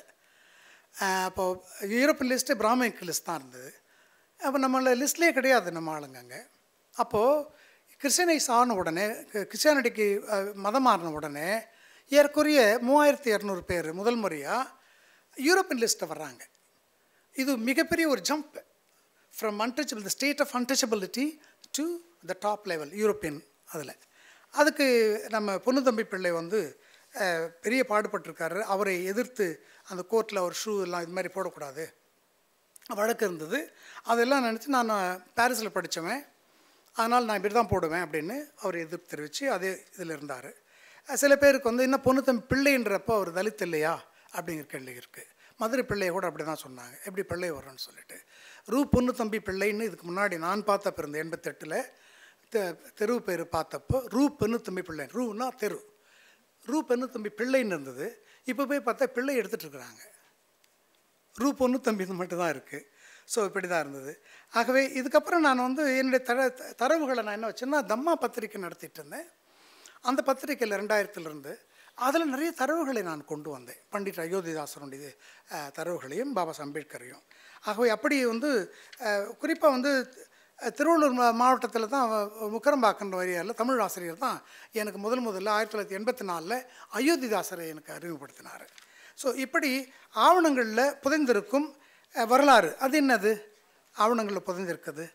ரீசெண்டாக ரொமிலா தாப்பர் இந்த புத்தகத்தை வந்து அவருடைய ஸ்பீச், போன வருஷம் கொடுத்த ஸ்பீச்சை ஒரு நூலாக வந்திருக்குது. அது அவர் ஹிஸ்ட்ரி, தேர் ஹிஸ்ட்ரி, ஹூஸ் ஹிஸ்ட்ரி. ரொம்ப முக்கியமான புத்தகம் தான். இந்த பிஜேபி வந்து நம்மெல்லாம் வந்து கோவிட்-19 வந்து எல்லோரும் உயிரை மாய்த்துக்கிட்டு இருந்தது கோவிட்-19. ஆனால் பாஜக அரசாங்கம் என்ன பண்ணிச்சு தெரியுங்களா? இப்படி ஒரு கொடுமையான நேரத்தில் அப்போ கூட ஒரு குரூரமான நெஞ்சோடு என்ன பண்ணுறான், இருக்கிற என்சிஆர்டி புக்கில் இருக்கிற சிலபஸுங்கெல்லாம் மாற்றி முகல்ஸ் பீரியட் எடுத்துடுறான், நிறைய முக்கியமான தடவுகள்லாம் எடுத்துடுறான். இவ்வளோ முக்கியமான தரவுகளை எடுத்துட்டு they reduced என்ன சொல்கிறான், it's reduce burden of students. ஏன்னா கோவிட் வந்துருச்சு, பேர்டன் அதிகமாகிடும், அதனால் அவங்க பேர்டனை குறைக்கிறாங்களாம். ஏன் வந்து புராணங்களை வச்சு எடுத்துக்க அது தூக்கிடு, ஏன் முகல் ஹிஸ்ட்ரி எடுக்கிற, ஏன் வந்து மற்ற முக்கியமான பிரிட்டிஷ் ஹிஸ்ட்ரி எடுத்துடுற? ஆகவே இப்போது அவங்க சொல்கிற அந்த அதான் புராணிக் அப்பீஸ்மெண்ட் அவங்க தான் பண்ணது. அப்போ கோவிட் வயலன்ஸ் 19 வயலன்ஸில் குறிப்பிட்ட ஆவணங்களை அழிப்பதிலும் அவங்களுடைய இல்லை ஏற்கனவே இருக்கிற ஆவணங்களை திருத்துதலிலும் ரொம்ப முனைப்படுத்திட்டாங்க. அப்போது ஆவணங்களை தமதாக்கி கொள்வது, விழுங்கி செரிப்பது, அழிப்பது. அதாவது இங்கே அனல்வாதம் புனல்வாதம் கேள்விப்பட்டிருப்பீங்க. தமிழ் இலக்கிய வரலாறு ரொம்ப முக்கியமாக இருக்கும். அது எத்தனை பேர் அதெல்லாம் வாசிக்கிறீங்களோ இல்லை சிலபஸில் வருதுன்னு தெரியல. அதை பற்றி நான் இன்னும் கொஞ்சம் வரும்போது சொல்லலாம்னு நினைக்கிறேன். ஆனால் அனல்வாதம் வந்து என்னென்ன, இங்கே பௌத்தர்களையும் ஜைனர்களையும் கழுவேற்றும் போது அதுக்கு முன்னாடி ஆர்கியூ பண்ணி அவங்க ஆர்குமெண்ட்டில் தோத்துட்டாங்கன்னு ஒரு கதை கட்டி அவங்கள வந்து தீ வளர்த்து அதில் அந்த ஓலைச்சுவடிலாம் தூக்கி போட்டுருவாங்க. அது எரிஞ்சால் அது வந்து பவர் கிடையாது, எரியலைன்னா அது பவர் இருக்குதுன்னு. அதுலேயே வந்து அது எரிஞ்சிருச்சுன்னா இந்த மாங்கையும் இல்லை அறிவர்களையும் தூக்கி உள்ளே போட்டுருவாங்க. புனல்வாதம் வந்து அதே மாதிரி தான். ஓடும் ஆற்றில் எதிர் திசையில் போன அந்த ஓலைச்சுவடிகள் தூக்கி போடுவாங்க. இதெல்லாம் செய்து யார் தெரியுங்களா? இடைக்காலத்து ஹிட்லர் என அழைக்கப்படுகின்ற திருஞான சம்பந்தன். 8000 ஒவ்வொரு புத்திஸ்ட் சென்டர்லேயும் 8000 பௌத்தர்களை கொன்று குவித்தவன். அவன் தான் முதல் இனப்படுகொலை செய்தவன் வரலாற்றில். இப்படிப்பட்ட இனப்படுகொலை செய்த அவங்களுடைய தேவாரம் திருவாசகத்தெல்லாம் நம்முடைய ராஜா உட்பட அந்த பாடல்கள்லாம் ரொம்ப அழகாக பண்ணிகிட்ருக்கிறாங்க. வருத்தமான விஷயம்தான் அது. அவருக்கு பாடல் நிறைய கிடச்சிருக்கலாம். அந்த விதத்தில் எனக்கு நான் உயிராக நேசிக்கின்ற ராஜா அவர்கள் அந்த திருவாசகத்துக்கு இசை வைத்திருக்கக்கூடாதுன்னு என்னுடைய கருத்து. ஆகவே ஆவணங்களை மிதித்து அவற்றின் தலைமீது புதிய ஆவணங்களை நிறுவி பொய்களின் கோட்டைகளை கட்டி அதிகார பரவலுக்கு வழி செய்கிறார்கள். வரலாறு ஏன் எழுதுறாம? அதிகார பரவல் தான். தனக்கு அதிகாரம் வேணா வரலாறு நிறுவனம். அவனுக்கு வரலாறு கிடையாது. நான் அவங்களை எப்படி தான் கூப்பிடுவேன்? கைபர் போலன்ஸ்ன்னு கூப்பிடுவேன். Khyber pollens. But I want request all people, call them Khyber pollens. Right? என்ன வார்த்தைகள் கிடைக்கல நமக்கு.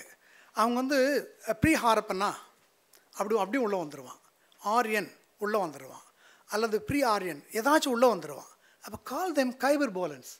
ஸோ வரலாறை புதிய வார்த்தைகளோடு அவர்களை ஒடுக்க வேண்டிய, அவர்களை வெளித்தள்ள வேண்டிய அவசியம் நமக்கு இருக்குது. So we call them Khyber Bolans. ஆகவே அடுத்தது பாபா அம்பேத்கர் என்ன சொல்கிறாருன்னா, நம்முடைய வரலாறு எப்படி கிடக்குதுன்னா, ஒரு மிருகம், புதையுண்ட மிருகம், அதனுடைய எலும்புகள்லாம் சிதைந்து கிடக்கிறது. அதெல்லாம் எடுத்து ஒன்றை சேர்த்து அதை வந்து அதை ஒன்றா சேர்த்து அதுக்கு சதை கொடுத்து உயிர் கொடுக்குற மாதிரி தான். அப்போ ஒரு மனித எலும்புக்கூடு எங்கெங்கே சிதைந்து கிடக்குது. இல்லை, மனித எலும்புக்கூடு விட்டுருங்க. அமெரிக்காவில் வந்து அவங்க வந்து கண்டுபிடித்ததாக சொல்லப்படுகின்ற அந்த என்ன பெரிய மிருகம், டைனோசர். அந்த எலும்புகள் எல்லாம் எங்கே கலெக்ட் பண்ணால் எத்தோப்பியாவில் போய் கலெக்ட் பண்ணுறாங்க ஃபஸ்ட் டைமு. அப்போ அந்த எலும்புகள்லாம் அங்கங்கே கிடைக்கிது. விலா எலும்பு ஒரு இடத்துல எங்கெல்லாம் கிடைக்கிது. நம்முடைய பௌத்த வரலாறு எங்கே கிடக்குதுன்னா சாரநாத்தில் விலாவாக கிடக்குது. புத்தருடைய விலா எங்கே இருக்குது? சாரநாத்தில் இருக்குது. முடி எங்கே இருக்குது? சைனாவில் இருக்குது. பல் எங்கே இருக்குது? ஸ்ரீலங்காவில் இருக்குது. அவருடைய relics of Buddha is given to all people. Ajatashatru அவர் இறந்த உடனே அஜாதசத்ரு அங்கே மன்னர்கள் எங்களுடைய தலைவர் எங்கே தான் இறந்தார், எங்களுக்கு தான் சொல்கிறப்போ அதை வந்து எலும்பெல்லாம் பிரித்து கொடுத்தா அப்புறம் தான் இருக்கிறாங்க. அதெல்லாம் பகிர்ந்து கொடுக்குறாங்க. அந்த காலத்தில் ஒரு மாபெரும் ஒரு தலைவரை ஒரு எப்படி பகிர்ந்துக்கிறாங்க, அவங்களுடைய வரலாறு எப்படி பகிர்ந்துக்கிறாங்க, ரிலிக்ஸ் வச்சு தான். ஆகவே புத்தர் வந்து அதுக்கான அந்த அனாட்டமி ஆஃப் ஹியூமன் ஸ்கெலிட்டன்னு நான் ஒரு ஆர்டிக்கல் எழுதியிருந்தேன். அது புத்தரை பற்றி, அது எப்படி இருந்ததுன்னு. ஆகவே ஹாரப்பன் சிவிலைசேஷனில் ஆரம்பித்து ஒரு டான்ஸிங் கேர்ள்னு ஒன்று இருக்கும் பாருங்கள். அவன் டான்ஸிங் கேர்ள் பேர் வச்சான். ஒரு லேடி வந்து இப்படி நின்றுட்டுருக்கோம் அப்படி வச்சுக்கிட்டு. அது வளையல் வந்து இங்கிருந்து இது வரைக்கும் இருக்கும். நீங்கள் சொல்லுங்கள், எந்த ஸ்டேட்டில் இப்போ அந்த வளையலில் பார்க்குறீங்க? அதே பெண்ணு ராஜஸ்தானில் சாதாரண ட்ரைபல் சாதாரண மக்கள் இங்கிருந்து போட்டிருப்பாங்க. ஆனால் இவன் என்ன சொல்கிறான், டான்ஸிங்கில் டெம்பிள் ப்ராஸ்டியூட்னு சொல்கிறான். இதே ரவுமிலா தாப்பர் கூட அதுக்கு எதிர்ப்பெல்லாம் தெரிவிக்கலை. நிறைய பேர் அது மாதிரி அவங்க சின்ன சின்ன ஆர்டிஃபேக்ட்ஸ், சின்ன சின்ன உருவங்கள்லாம் இருக்குது, மீனேச்சர்ஸ்லாம் இருக்கிறதப்போ அந்த சக்தின்னு உள்ளே கொண்டு வர்றான். ஒரு முக்கியமான இன்னொரு விஷயம் என்னென்னா, ஒரு தியான நிலையில் இருக்கிற ஒரு சிலை இருக்குது, மொஹஞ்சதாரோவில் கிடச்சது. அதுக்கு வந்து என்ன பேர் வைக்கிறான், புரோட்டோ சிவான்னு வைக்கிறான். நான் என்ன எழுதினேன், நான் வந்து ஒரு தார்வாதில் இந்தியன் இன்ஸ்டியூட் காங்கிரஸ் நடக்கிறப்போ அதை நான் எப்படி எழுதியிருந்தேன்னா புரோட்டோ புத்தான்னு எழுதியிருந்தேன். ஏன்னா நம்ம புத்தருக்கு தான் அந்த புத்தர்கள் புத்தருக்கு, கௌதம புத்தருக்கு முன்னாடி எத்தனையோ புத்தர்கள் இருந்திருப்பாங்க. அவருக்கு பின்னாடி புத்தர்கள் வரலாம். அதான் நம்முடைய புத்திஸ்ட நம்பிக்கை. அப்படி இருக்கும்போது அதுக்கு தியானில் இருந்தால் புரோட்டோ சிவான்றான். எவ்வளோ அபத்தமான விஷயம் அது ஒண்டர் தட் வாஸ் இந்தியா இருக்கட்டும், ஏல் பாஷமாக இருக்கட்டும், இந்த அம்மாவை இருக்கட்டும், எத்தனையோ பேர் அதை வந்து கோடிட்டு எழுதிக்கிறாங்க. அதாவது சொல்லப்படுகிறது அப்படின்னு எழுதுனா பரவாயில்லை, அது அப்படி அழைக்கப்படுகிறதுன்னு கொடுறாங்க. எவ்வளோ மோசமானது அது. நல்ல வேளை கீழடியில் வந்து எந்த ரிலீஜியஸ் ஆர்டிஃபேக்ட்ஸ் எதுவும் கிடைக்கல, இல்லாவிட்டா அதுக்கு என்ன சொல்லுவாங்களே தெரியாது. ஆகவே ரைட். ஒரு இன்னொரு விஷயம், முக்கியமான விஷயம், டிக்ளைன் அண்ட் கண்டினியூட்டின்னு ஒன்று கான்செப்ட் இருக்குது, ஒரு தியரி இருக்குது. என்னுடைய வரலாறு 2000 வருஷம் அடிமைகளாக இருந்தோம், 2000 வருஷம் அடிமைகளாக இருந்தோம் அப்படின்னு ஒரு தரவு நாம சொல்லிக்கிறது, மற்றவங்க சொல்கிறத அப்படியே கேட்டுக்கிறதா இல்லை. No, never. அதாவது அந்த ஒரு நிலையில் எப்பொழுதெல்லாம் பௌத்தம் வீழ்த்தப்பட்டதோ அப்போதெல்லாம் நாம் வீழ்த்தப்பட்டோம். அதுதான் பாபா அம்பேத்கர் சொல்கிறது, பண்டிட் அயோத்தியாசர் சொல்கிறது. ஆகவே பௌத்தம் ஒரு நிலையில் இருக்கப்போ, அதுக்கு பேட்டர்னிட்டி இருக்கிறப்போ நாம் வந்து உயர்ந்து நின்னோம். அதுக்கு பேட்டர்னைசேஷன் வந்து இல்லாதப்போ அப்போ வந்து நாம் இறங்கி இருக்கிறோம். அதுதான் வந்து டிக்ளைன் அண்ட் கண்டினியூட்டி. நவ் வேர்ச்சொல் மூலமாக இந்த கண்டினியூட்டி எனக்கு தெரியுது நிச்சயமாக. அதில் இன்னொன்று சொல்கிறேன் பாருங்கள். இந்த ப்ரீ ஹிஸ்டாரிக் பீரியடில் இவன் சிவனை சொல்லிட்டான் இல்லையா, புரோட்டோசிவான்னு. நாம் என்ன கண்டுபிடிக்கிறோன்னா, இந்த ரிக்வேதத்தை நம்மளுக்கும் படிக்கிறதுக்கு வாய்ப்பு வந்துருச்சுல்ல. இப்போது ரைஸ் டேவிட் மாதிரி நிறைய பேர் வந்துட்டாங்கல்ல. ரிக்வேதத்தில் இந்திரன் ஒரு கேரக்டர் இருக்குது, மாடு திருடுறதுல நம்பர் 1 அவன். அதுலேயும் கோக்னான் அம்பேத்கர் கூட மென்ஷன் பண்ண வர நூலில் கோக்னான் ஒரு வார்த்தை இருக்குது, ஸ்வீட் பீஃப். ரொம்ப ஒரு விருந்தினர் வர்றாங்கன்னு சொன்னால், விருந்தினர் வந்த உடனே என்ன பண்ணுவாங்கன்னா, பிராமணர்கள் என்ன பண்ணுவாங்கன்னா அந்த இளம் பசு அவுத்து விட்டுருவான். ஏன்னா அதுதான் அவனுக்கு விருந்தினர்களுக்கு படைக்க வேண்டிய சுவையான உணவு இளம் பசு. அந்த பசு கறி எப்படி எதில் செய்வாங்கன்னா கோக்னான்ற ஒரு கறி. இப்போ நாம் வந்து கவாப்பு அது நிறைய செய்கிறோம் இல்லையா, தோலாட்டி நிறைய இருக்குதுல்ல, அது மாதிரி பிரியாணி, அது மாதிரி கோக்னான்ற ஒரு சொல்லு. இது வந்து நாம் சொல்லலை, ரிக்வேதம் சொல்லுது. இதில் கேவஷ்தின்னு ஒரு வார்த்தை இருக்குது. அந்த வார்த்தை என்னன்னா மாடு திருடுதல்னு அர்த்தம். சிலப்பதிகாரத்தில் ஆணிரை கவர்தல்னு ஒரு வார்த்தை இருக்கும். எல்லாரும் என்ன பண்ணாங்கன்னா ஆணிரை கவர்தலுக்கும் இந்த ஏறுதல் அது ஏறுதழுதலுக்கும் எதுவும் வித்தியாசம் தெரியாதுன்னு சொல்ல மாதிரி, ஆணிரை கவர்தல்னா மாடை பிடிக்கிறது. நோ, மாடு திருடுதல். மாடு திருடுதல் தான் ஆணிரை கவர்தல். கேவஷ்தின்ற வார்த்தைக்கும் ஆணிரை கவர்தலுக்கும் அந்த ஒற்றுமை இருக்குது. அதை நான் சொல்ல விரும்புகிறேன். அதுக்கப்புறம் நாமெல்லாம் வந்து அவர்ணர்கள். நம்மளுக்கு வர்ணத்துக்கு நம்மளுக்கு சம்மந்தம் இல்லை, ஜாதிக்கு நமக்கு சம்மந்தம் இல்லை. ஜாதியை வந்து நம்மக்கிட்ட சொல்லிக்கிட்டே இருக்கிறான், இவங்க ஜாதியில் உற்சாதி இருக்குதுண்ணே. என்னடா அதெல்லாம் சொல்லிட்டு போகிறான். அப்புறமா என்ன எங்கே இருக்குது ஜாதியற்ற? நான் ஜாதியற்றுன்னு என்னையும் என்ன ஒவ்வொரு முறையும் இன்டர்நேஷ்னல் அளவில் கூட அறிமுகம் சொல்லிக்கிட்டே இருக்கிறேன். ஆனால் மீண்டும் மீண்டும் உனக்கு உற்சாதிங்கிறான். எனக்கு எதில் ஜாதி இல்லைடா. ஜாதிங்கிற ஒரு வன்மமான வார்த்தையை தமிழ்படுத்தி கொண்டு சுவீகரிக்கிற ஒரு நாடு இது. சாதின்னு ஒரு வார்த்தை தமிழில் கிடையாது, அது இந்தியில் கல்யாணம்னு அர்த்தம். ஆமாம், சாதி. ஆகவே சாதிங்கிற வார்த்தை முடிஞ்ச வரைக்கும் சாதியை விட்டு ஜாதின்னு சொல்லுங்க, அதை இல்லை குலன்னு கூட சொல்லுங்க. அது ஒரு முக்கியமானது. ஆகவே நம்ம அவர்ணர்கள். அவன் என்ன சொல்கிறான், இதே இந்த அம்மா கூட என்ன சொல்லுது, ஹிந்து அவர்ணர்கள்னு சொல்லுது. நானே அவர்ணன் சொல்லிட்டேன். நான் அவர்ணன் வெளியே வந்துட்டு பிறகு வர்ணத்துக்கு வெளியே வந்துட்டு சொல்கிறப்ப ஹிந்து அவர்ணங்கிறான். நான் ஏன்டா இந்த அவர்ணனுங்கிற சொல்கிறேன், ஜாதிக்கு வெளியே நிற்கிறேன், ஜாதிக்கு எனக்கு சம்மந்தம் இல்லை, நான் எப்படி ஹிந்து ஆகிடுவேன்? ஹிந்து அவர்ணனா? இதெல்லாம் வந்து ரோமலத்தாப்பருக்கு நல்ல அற்புதமான அம்மையார் தான், அவங்க கூட நம்ம நிறைய பழகியிருக்கிறோம். அதில் இன்னொன்று சொல்கிறேன் பாருங்க, அசுரா. சுரானா சுறாவையும் சோமாவையும் அந்த போதைப் பொருள்களை இந்தியாவுக்கு கொண்டு வந்தவர்கள் இந்த கைபர் போலன்ஸ். நான் ஆரியன்னு கூட சொல்லலப்பா, கைபர் போலன்ஸ் அவங்க தான் கொண்டாந்தாங்க. சுரானா இப்போ அசுரன்னு படம் எடுத்தார், thanks to Vetrimaaran. Please tell him, that's wonderful.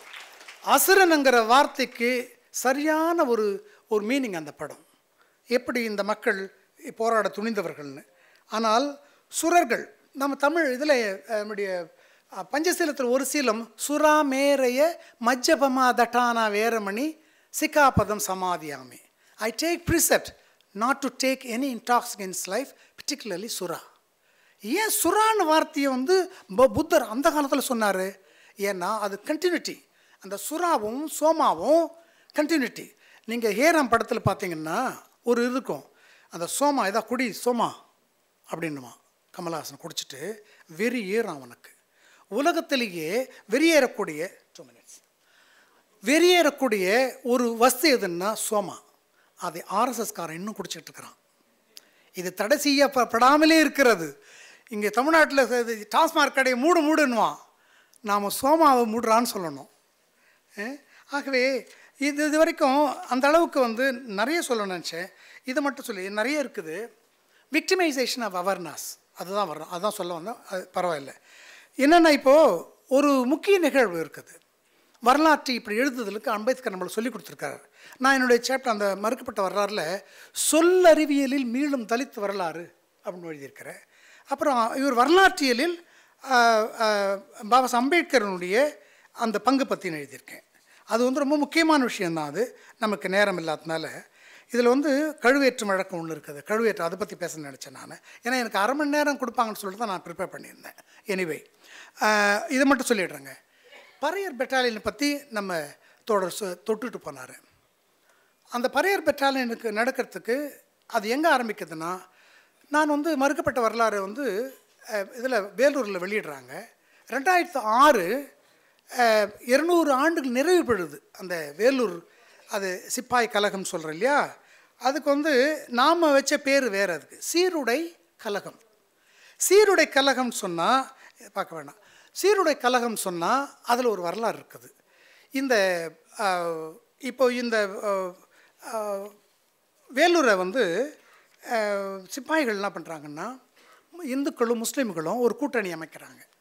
அங்கே வந்து ஆற்காடு முதலியார்கள் அப்போ அந்த படையில் அதிகமாக இருக்கிறாங்க. ஆனால் படை தளபதியாக பறையர் பெட்டாலியன் சார்ந்தவங்க இருக்கிறாங்க. அப்போது ஏன்னா பிளாசி போர்லேருந்து நிறைய வந்தவாசி போர் எல்லாத்தையும் ஜெயிச்சு வந்தவங்கனால இவங்களுக்கு அந்த அதிகாரத்தை வந்து ஜில்லஸ்பி கொடுத்துருக்காரு. ஜில்லஸ்பி வந்து இதில் இருக்கிறார் ஆற்காடில். ஆற்காடுலேருந்து வர்றதுக்கு குதிரை வண்டியில் வர்றதுக்கு கண்டிப்பாக வந்து அப்போ அந்த காலத்தில் 1.5 மணி நேரம் 2 மணி நேரம் ஆகிடும். ஏன்னா ஆற்காடு இன்னும் தூரத்தில் கூட இருந்தது அது.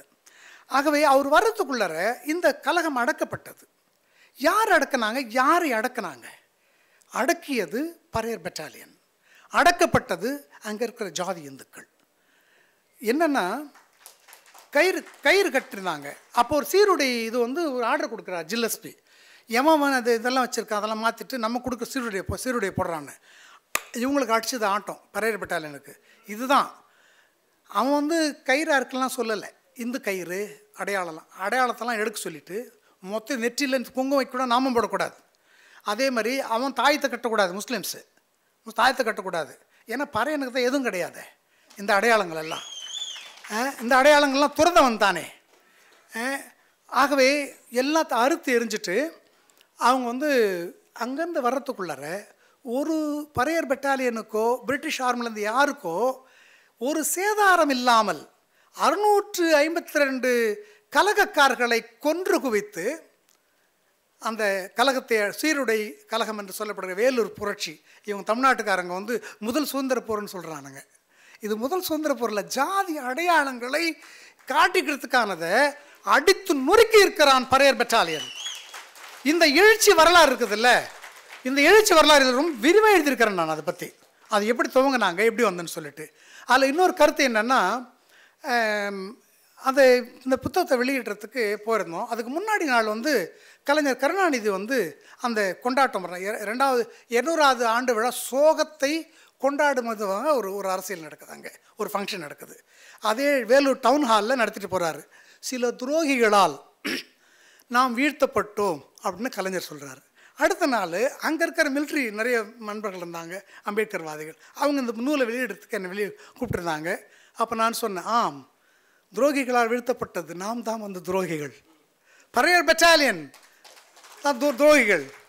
ஆனால் துரோகிகள் உண்டி சைடில் துரோகின்னு சொல்கிற நாங்கள் பிரிட்டிஷ் எங்களை வாழ வைத்த, எங்களுக்கு பப்ளிக் பிளேஸில் நடக்க விட்ட, எங்களுக்கு எஜுகேஷன் கொடுத்த பிரிட்டிஷ்காரங்களுக்கு கூட நாங்கள் ஒர்க் பண்ணோம்.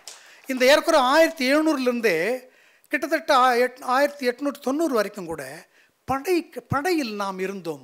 அதிகாரத்தை கையில் வச்சுட்டு படையில் இருந்தோம். இதெல்லாம் கிட்டத்தட்ட ஒரு 500 ஆண்டுகளுக்கு நமக்கு அந்த வசதி எது இல்லாமல் போயிடுச்சு. ஆகவே இப்படிப்பட்ட ஒரு வரலாற்றை இது வந்து திருஞான சம்பந்தனை பற்றி நான் கொஞ்சம் சொல்ல நினச்சேன். எப்படி அவன் குவிந்து குன்றுக்கு வச்சான், நம்ம மக்களை வந்து என்னென்ன பேர் வச்சான் அப்படின்னு ஒரு கருத்தை மட்டும் சொல்லிட்டு போய்டுறேன். ஜைனர் சைனர்னு தான் சொல்லணும்னு அயோத்தியா சொல்லுவார். ஸ்ரமணான்னு சொன்னால் புத்திசம் ஜெயின்ஸ் 2 பேரும் ஸ்ரமணாஸ் தான், அதாவது சமணர்கள். ஒரு அந்த புத்தம்ன்ற அந்த என்லைட்டன்மெண்ட்டை அடையிறதுக்காக இருக்கிறவங்கள சமணர்கள்னு சொல்லுவாங்க.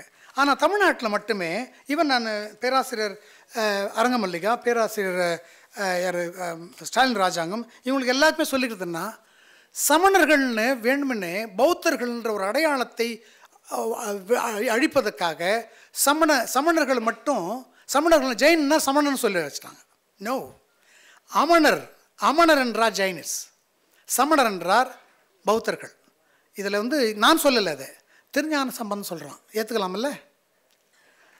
தேவாரத்துலேயும் திவ்ய பிரம்மத்துலேயும் மற்ற திருவாசகத்தில் அவங்க 2000 பாடல்களை இவங்க எப்படி கழுவில் ஏற்றுனாங்க, என்னை நீ எப்படி கூப்பிட்ட அப்படின்றதுக்கு எனக்கு வைத்து அவங்க பேரெலாம் நான் வச்சுருக்கிறேன். சாக்கிய சமணர் இதெல்லாம் வந்து அவங்க கொடுத்தது தான்.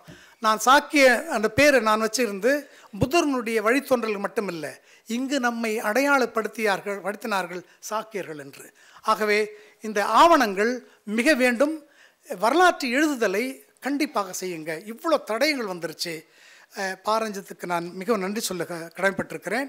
எங்கிருந்தோ அங்கிருந்து கேட்டுக்கிட்டு இருந்தேன், இங்கே வந்து ஒரு அற்புதமான ஒரு அரங்கத்தை எனக்கும் பங்களிக்க வாய்ப்பு கொடுத்த நீலம் பண்பாட்டு இயக்கத்திற்கும் வானம் திருவிழாவில் மேற்சொல் அமைப்புக்கும் என்னுடைய நன்றியை வணக்கத்தை சொல்லி தெரிவித்துக் கொள்கிறேன்.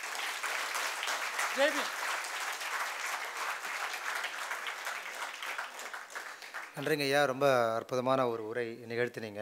ஆக்சுவலாக 1/2 மணி நேரம் தான் நீங்கள் பேசியிருந்தேன் ஆக்சுவலாக. ஸோ அதனால் உங்களுக்கு கொடுக்கப்பட்ட நேரம் கரெக்டாக நீங்கள் பேசியிருக்கிறீங்க, ரொம்ப சந்தோஷம்.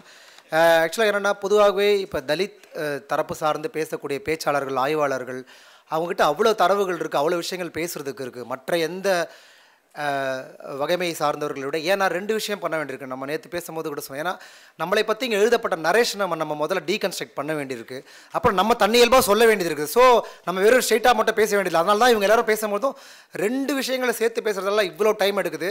பட் ஆனால் இது 1 நாள் 2 நாள் அரங்கு தான்.